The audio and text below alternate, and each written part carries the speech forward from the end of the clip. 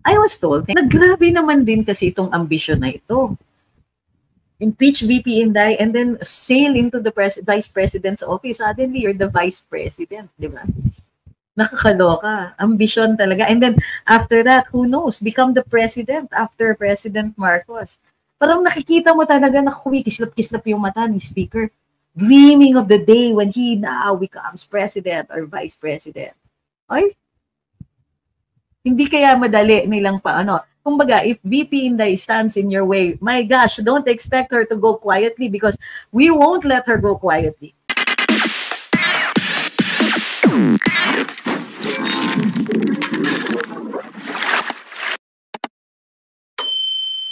So today, the topic is still VP Inday Sara. Bakit? Well, baklasin natin kasi yung press con niya yesterday. So the title of today's discussion is that VP Inday signifies resistance. Pag napansin niyo po yung kanyang how do you call it? It's a press conference. She's doing question and answer, very calm, very how do you call this? But you know, if you will listen to what she was saying, very straightforward din siya. Ni-reiterate niya something that I'm very sure. Thank you, kay Sweet Finds. Something that I'm very sure that House Speaker Martin Romualdez hates the idea of, na binabanggit at nabanggit muli ni VP Inday yung hold ni Speaker Martin at ni Congressman Zaldico over the budget. Kasi she had talked about ito nga pag magde-deliberate pa daw ba ang Senado and patatawag siya, thank you kay Richard Ramos, papatawag siya, handa naman daw silang pumunta, but ultimately when it comes to the BICAM, it will still be the tandem of Martin and Zaldi. So nabanggit yon. But the thing that makes me realize that wait, she's fighting back, although she's not using harsh words, she's not using fighting words, but she is fighting back. She is showing resistance. Thank you, kay June. Notice, okay? Notice na binaklas niya. She said that this is what I anticipate. The Congress has two tracks. The first track is yun nga, yung sa impeachment. And the second track is resignation. So yung first track, obviously, andyan na sina Franz Castro, andyan si Senator Trillanes, andyan yung ibang mga kongresista, and chipping away, supposedly, or bakbak ng bakbak pagdating dun sa budget niya. And what she has said is simply this, ito yung submission, kung ayaw nyo, tiwag. Yun, although in a far, far more respectful way. Pero the second track is to try to shame her into stepping down. So muli, nagkaroon ng hearing dun sa Committee on Good Governance at sinasabi nila doon na they presented a witness who has not yet been verified according to VP Inday. So ang sinasabi niya is, bakit ka mag-hearing, pero yung witness, dun mo palang hinahanap, dun mo palang tinitesting yung kanyang testimony. Dun kayo nagtatanong, tapos nag-fishing sila. So, di ba, matagal na natin sinasabi to. They'll just put anybody on there, they'll ask questions, baka sakaling makabingwit sila ng ikakaso o i-issue o kontrobersiya dito kay VP Inday. Siyempre, nakalimutan ko yung termos ko. So, kumbaga, they just keep coming up with things. So, papaso na yung budget, magde-decide na po, or nagde-decide na nga po ang plenaryo tungkol dun sa budget ni VP Inday. And in fact, about the whole GAA, paso na yung issue na yon, tapos na yon. In the same way, tapos na yung issue ng confidential funds, masok na sila dun sa budget, naiwasan yung buong opportunity na gamitin yung budget hearings para bakbakan siya. Privilege speech naman ng isang kongresista, tapos yun po ang dinidiscuss ngayon doon sa sa Committee on Good Governance. And dito sa committee, nakahanap sila ng at least one disgruntled employee. Thank you kay Jokno. At yan naman ngayon ang ginagamit para either to shame her into resigning or to push the idea, thank you kay Jokno, ×3, to push the idea of impeachment. Ma'am Chon, thank you very much. Kuracha, thank you. And kay Wins Marasigan, maraming salamat po. Antonia, kay Jing uli, kay, oh my goodness, bilis dito eh. Antonina Villamor, maraming salamat po.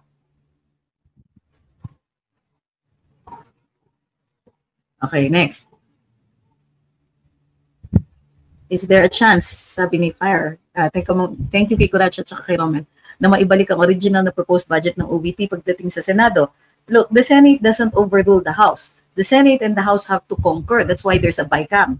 So you decide the chances based on what you think is going to be the outcome of the BICAM. Sinasabi na nga ni VP Inday, thank you kay Dan Lozada, at Lynn Canlas ×5. Sinasabi na nga ni VP Inday, ang may hawak talaga, pagdating na rin sa BICAM, ay si Martin Romualdez at saka si Saldico. So yung mga tanong ninyo, is there a chance? Is there a chance? Unang-una, you're asking about odds. So we cannot determine the odds really, but the VP has made her opinion very clear na pagdating sa budget, Martin Romualdez and Saldico lang yan. She has taken into consideration the Senate. She has taken into consideration the BICAM. Okay? Abi ni Julian's World. Yan. Same lang si Gloria at si Castro. Si Gloria witness na may maraming kaso pala. Si Castro convicted na pwedeng magtanong sa Kongreso. Same birds flock together. Wait. Okay, thank you kay Wins ×4. Okay, wait. Let's be fair. Unang-una. Ano ba yung requirements para maging witness? Thank you kay Wins ×7 at kay Lynn Canlas. Ano requirements para maging witness? Witness, use the term witness.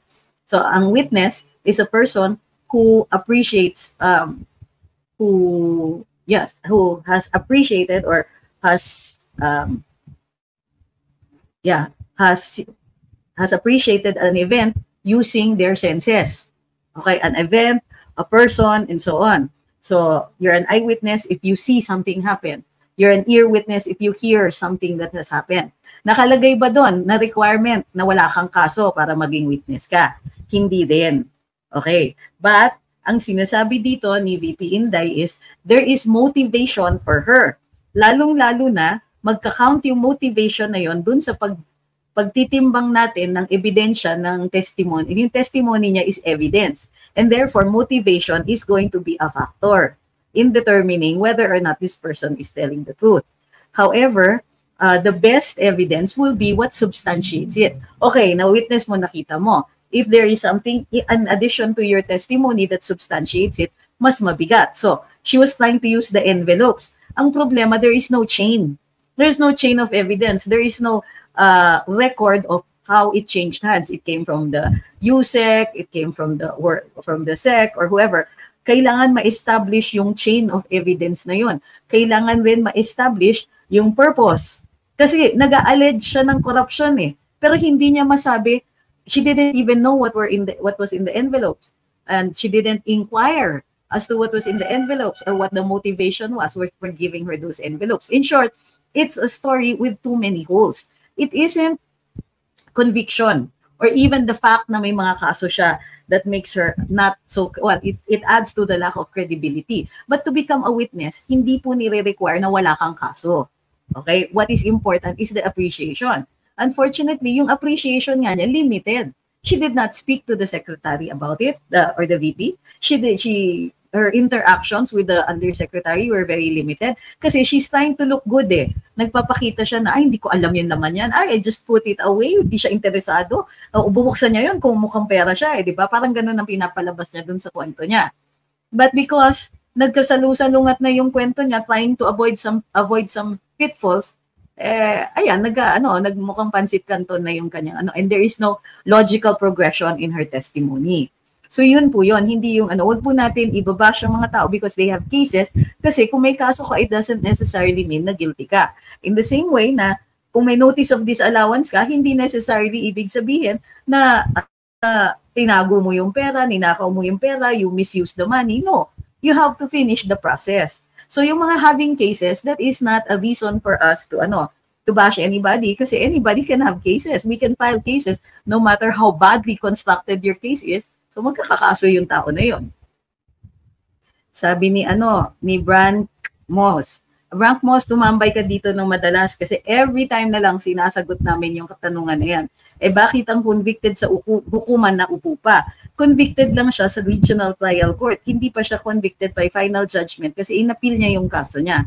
Sa pag-a-appeal ng isang kaso, hindi yan nagiging final. And you can only be deprived of life, liberty, or property after due process at pag may finality na po yung kaso mo. Otherwise, diba, bakit pa tayo naghukuman? Bakit pa may appeals?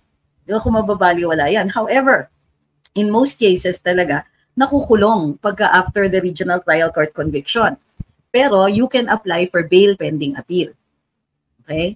Pag ginante ng court, edi nasa labas ka kahit convicted ka sa regional trial court. Hindi po ba pwede kasuhan ng OVPC former DepEd Yusek sa kanyang allegedly false testimonies? Only if she perjured herself. And the proof of that perjury, well, you have to, that's a criminal case po. Alfred says, alam na alam ni Attorney VP Sara ang rule of law and in aid of legislation, pati budgeting catcher, if you can still vote VP Sara for the incoming President, Duterte pa rin. Okay, pero hindi pa tayo tapos sa explanation. So, the first thing that she mentions that gives us the idea that she's resisting is yung sinabi niya na hindi niya sasagutin yung mga young guns. Ewan ko ba kung why they thought that that would be a good idea to call themselves young guns. You know why? Because there's so many allusions towards guns that are not safe for work. Kumbaga. Anong sabi nila? When you have a big gun, it's called compensation. Anyway, and then, or in some instances, when they say you have a small gun, it means, well, never mind. Okay. So she says that she does not need to answer to these congressmen, but she needs to answer to the 32 million who voted for her. But it's not just the 32 million kasi tinanong naman sa kanya, okay, you don't know me, thank you times 2, tsaka kay JR times 3. Thank you then kay GM. So, ang sinasabi naman niya, nung tinanong ng, during her press conference, tinanong siya na, ma'am, di ba may yung mga loyalists daw na hindi na sila part ng 32 million. Sa akin, wala na yun. Thank you kay Wins Marasigan times 4. Ano yung sagot niya? Well, ang sinasagot niya is she still has that mandate that was given to her. Kahit wala na yung 32 million na yun, kahit yung may nabawasan na sa 32 million na yun, yung mandato ay binigay pa rin by virtue of the vote. So she has no choice but to abide by it. Times 10, Wins Marasigan, thank you. So, thank you uli kay GM. And then next, she mentions about yung impeachment at saka yung two tracks. Impeachment on one end, resignation on the other end. And so again, she mentions that she was given a mandate. And that mandate, kumbaga, she's not going to give up her position because she was placed in office by at least 32 million people. Thank you, kay Delgu. Ano pa yung reason kung bakit iniisip ko, GM, thank you times 2, kung bakit iniisip natin na may resistance na? She mentions another person. Not really a video, but another person. So because she mentions another person, na kapag yung isang person na yun, mayroon pang meron siyang sagot doon. Thank you kay Jelosan, kay Divina Columbano, at kay Red Dragon. So, she said it in such a nice way that some of the media may have missed it. Pero ang sinasabi niya, ito yung sagot. Iniintay niya na magsalita yung tao na yon. Thank you kay Red Dragon. Ang sinasabi niya, may sagot na and parang may video. So, kasi nang tinanong siya, pulveron ba ito? Sabi niya, iba pa yon. So, it points us in a certain direction and towards certain group of people and actually to a certain person. So, marami yung maraming clues doon. What basically she's saying is, okay, you can keep doing this.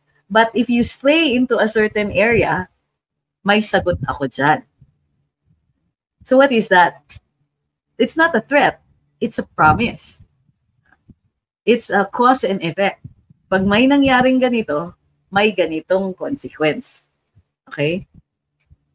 At meron siyang personal knowledge about it. So, para sa akin, yun yung how do you call this? Pinaka-interesting, RV, thank you, about her press conference, her Q&A with the media. Thank you kay Leo Imperial at kay GM. Parang ang sinasabi niya, akala niyo ba kayo lang may bala? Meron din ako. At sinasabi niya, thank you kay Yugi, Shu, at saka kay Paul. At ang sinasabi niya, kumbaga, kasi tirahin niyo ako ng tirahin. Pero it doesn't mean that I'm not going to fire back. So, yun ang maganda, di ba? May bala siya. So, and this is for me, very, very interesting. And very, how do you call this? very woman's touch. Parang, she didn't use, di siya nagmumura, she's not making any loud threats, she wasn't yelling, she wasn't even angry. But she said that look at this one, this is interesting. Huh?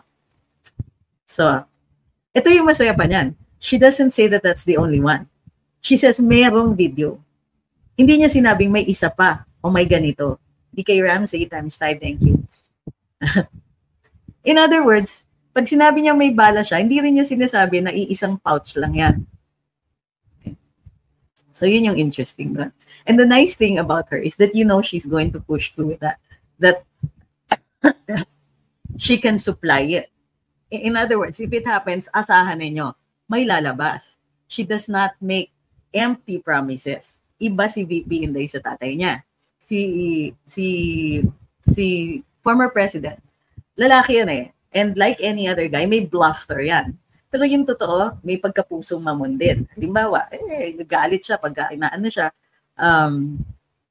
inaasar siya sa media and all that. But in the end, he never asked the impeachment of against VP Lenny. He did not support it. Yung mga pagkakaso and all of that against former politicians, like yung pagkaso kay former President Noynoy Aquino, could have happened. Maraming issues noon, but ayaw niya. Mas pusong mamon. But here, with VP Inday, the circumstances are totally different. Siya yung tinitira. She helped the president become the president, and there's not even an ounce or an iota of respect. Kaya nga sinasabi niya, we were never friends. It's because she can no longer give them the benefit of the doubt. Nakaramdam siya, nakakita siya, and she has been betrayed in a most grievous manner. So para sa akin, there's a reason kung bakit may statement ngayon si Speaker Martin Romualdez saying na, hindi naman natin pwede tanggalan ng buong-buo yung budget ni VP, may importanteng trabaho din naman. Yung iba, bibigay natin sa DSWD kasi lang naman yan, supplemental lang naman yan sa kanila. Pero yung sa we still have to give her a budget, di dapat yan ma-zero. Sure, as if naman people don't see light through that, di ba? Para naman, talaga. Sabi ni Greetings, sa ginagawa nila kay VP, pinapapanalo nila siya going through 2028. In this situation, si Ann Harot times 20p, tsaka si Arnel, thank you very much. She's being attacked continuously, which makes her the underdog from the prox, but Filipinos love an underdog. Your thoughts on BBM senatorial? No vote from me, still Team Duterte. Ay, hindi niyo ba tinitignan yung we already posted our thoughts on it in a video here on TikTok, so you can check it out. Nag-hire po sila ng clown. Sa HOR, nagiging katawa-tawa na tayo sa ibang bansa. Mga friends ko na Taiwanese, maganda daw sa atin at ang dami daw krimen. Hi, good evening, Attorney OFW from Taiwan. Ang noticeable din po dito is that she brings up also something that we have constantly brought up. Nakakaligtaan nitong gobyernong ito, nitong administrasyon, ang basic needs at ang pangangalaga sa taong bayan. Nakalimutan nila ang dahilan nila kung bakit sila inupo. They're not there to just to engage in partisan politics. Bruce and Molly, thank you. That's allowed, of course, because even the Constitution admits of the fact that not the Constitution, the Supreme Court admits of the fact that government officials are political in nature. And so, allowed naman na a certain amount of politicking. But when every day, all that the people see are you going after your political enemies, and there's no leadership being shown by Malacanang. Di ba? Ito, ginagawa ng House ito kay VP Inday. Malacanang is complicit by its silence. Di nila pwedeng sabihin, we have nothing to do with that. Politiko ka. You're head of your party. You're the highest politician in the country. And you can actually tell these people who are kaalyado, and you can also tell your cousin to cut it out. Time to serve the country. But are they doing that? Obviously not, di ba? They're not doing it because mahal pa rin ang presyo ng pagkain, tubig, kuryente, internet, kulang ang transportation, kulang ang trabaho, kulang sa healthcare, and so on. So totoo lang, kulang sa alaga ang gobyernong to, di nararamdaman. Sasabihin pa nga ng iba bakit kayo nagrereklamo sa taas ng presyo ng bilihin? All over the world naman ganon.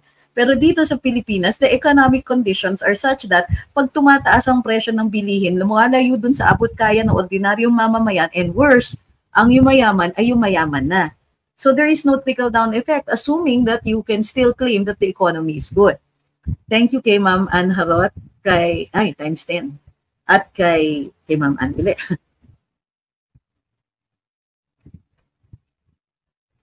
Sabi ni Willie, yung mga Willie Boy, yung mga speeches ni Junior at ni Cassian, pilit na pilit, budol na budol, di ma-express ang thought dahil pangbibilong. Robbie Lawson says, pwede ba kasuhan ng OVP ang napatunayang hindi totoo ang akusasyon ni Gloria Tomero? Maganda masampulan yan. Well, pwede kung perjurious yung statement. So, or hindi kasi pwedeng libel. Kasi in a proceeding, kunwari, in court or ganito, in a legislative proceeding, hindi po siya mako-consider na libel. Well, they can try, they can argue it. Louis, sabi ni Chechi, sobrang out of focus na sila talaga. Sa kaka-focus nila sa Duterte, kitang-kita yung bias nila. Sabi ni Maria Paz, it's getting to be exciting with VP Sara's revelation of a video. Nababaliw na talaga sila sa kakaisip kung paano ma-impeach si VP. So, ayun na nga. But, kumbaga, alam mo yun, parang may may sabotahe. Meron ganito It goes like this. Magandang gabi, Peter Baelish. Julian's World says, nakakadismay DOH budget hearing. Ay, nako, on that, I agree. Grabe yan, no? Kasi if may objections or questions pa pina-terminate, biglang naging rapper si Garin to terminate the hearing. So, move! Diba? Bakit ka sumisigaw, ma'am? What's the buzz? Diba? Why was she yelling? She was yelling over the objections. Now, ganito yun. Pag may motion, if there is an objection, you have to divide the House. Meaning, you have to put it to a vote. Instead, itong si Frasco, who was acting speaker at the time, who was presiding officer at the time, says, motion carried, motion moved and seconded. Hindi dapat tinanggap yung second the motion kasi may objection na. Bali wala na yung, negated yung second the motion because there was an objection. The motion can only be carried if there is no objection. Ay, naku, dapat divide the House yon. Ang sama. And pagka ganun plenary, when you're going to divide the House, pwede muna mag-articulate, this is my stand, Mr. Speaker, and so on. Nagmamadali sila. And I bet that they're going to say, no, we were just in a hurry kasi dapat maipasa ito before recess. Whatever. Isagani Zulueta says, mukhang nagmumukhang engot ang abuaya dahil ang ating VP Inday ay #Girl Scout, laging handa at mukhang madami pa siyang reserba ng pasabog. Yep. And ito pa yung nakakatawa is that these things can tend to accumulate, di ba? So, kunwari, sinasabi ni VP, meron akong alam na ganito. And then more people will actually send in more information. Oh, ma'am, ito, baka gusto niyong alamin. May tendency talagang ganyan. Sabi ni Edward, my humble opinion is habang di pa cleared si Castro sa case niya, it would be best sana na mag-leave muna siya. She should remain honorable to deserve the possibility without anything showed out. The Constitution kasi says otherwise siguro you're saying that from an ethical point of view. Ethically, yes, siguro, but the law says otherwise. The Constitution guarantees that no person may be deprived of life, liberty, or property without due process of law. So, kailangan matapos. I know it's not a popular opinion, but it's actually a fact. Tapos, ang sinasabi nga ni VP is, and she underscored this, thank you kay April, she underscored this, na inuubos yung pera at panahon actually ng taong bayan, talking about things of that are political in nature and not really of consequence. So kumbaga, init na init sila kay VP Sara pero they are not doing anything to address the situation such as but not limited to yung state of agriculture, Ma'am Dalia, times 4, thank you. Yung kuryente, tubig, internet, yan mga yan, power, all of these, part of survival, part of allowing us to survive, to be alive, di ba?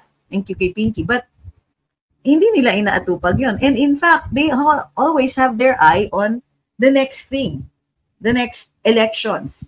Yun lang ang tinitignan nila. So, yung statement naman ni Speaker Romualdez is funny. Kasi actually, it doesn't make him look good. Rich Yang, thank you. It makes him look weak. Kasi instead of making it look like, thank you kay Pinky, instead of, di ba, wat ang Congress, tapos biglang dadating itong si Speaker. No, don't do that. Diba? Siya yung bleeding heart, kunwari. Siya yung knight in shining armor ni VP Sara. Hindi, huwag naman natin i-zero kasi may mahalaga pa rin trabaho yung mga yan. As if, really? Ang totoo niyan kasi kung siniro nyo si VP Inday, may mga hindi mababayaran na mga empleyado ng gobyerno. So you're going to lose those votes. Ibig nyo sabihin, you are willing na itong mga tao who are duly employed with the government, people who are duly employed in the government, willing kayo na tanggalan sila ng kanilang sweldo simply out of political vendetta. Ayaw niyo kay VP Inday. You want to negate her her popularity. Gusto niyo hindi siya maging factor whether in the 2025 elections or in the next presidential elections.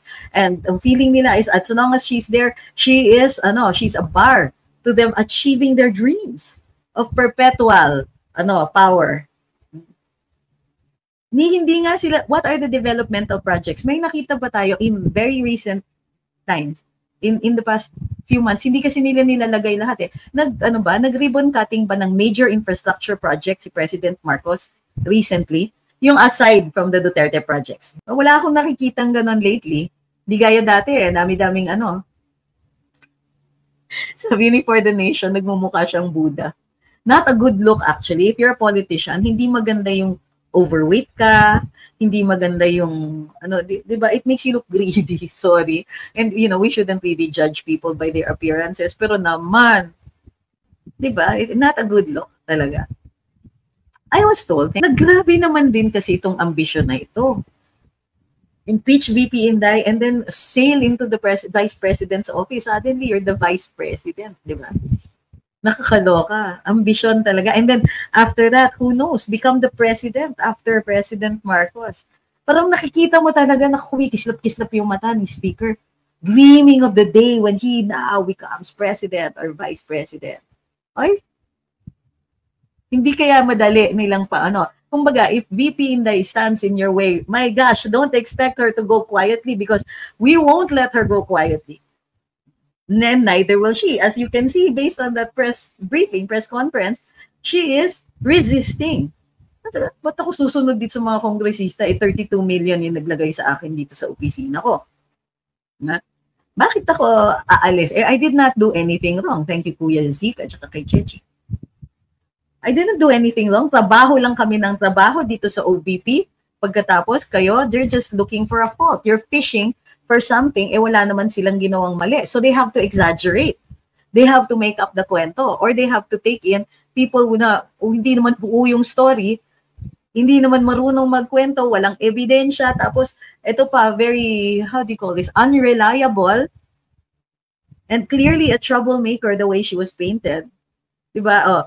Nag-solicit ng 16 million, nagpasok ng isang may item na teacher, ginawa niyang EA, tapos diba, may record in other government agencies of not an exemplary record. And then, yun nga, in Figuera pa, sinabi pa ni VP ilang beses, siya mismo kinausap nitong taong to at may sinisiraan na ibang mga USEC, yung USEC for legal at saka yung kanyang CS at saka yung spokes niya. So, troublemaker yung tao. And if it comes down to it, it will be very, very easy not just to discredit her, but her story is so full of holes that you cannot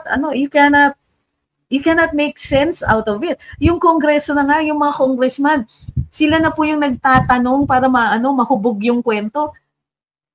But, masyadong magulo yung witness nila.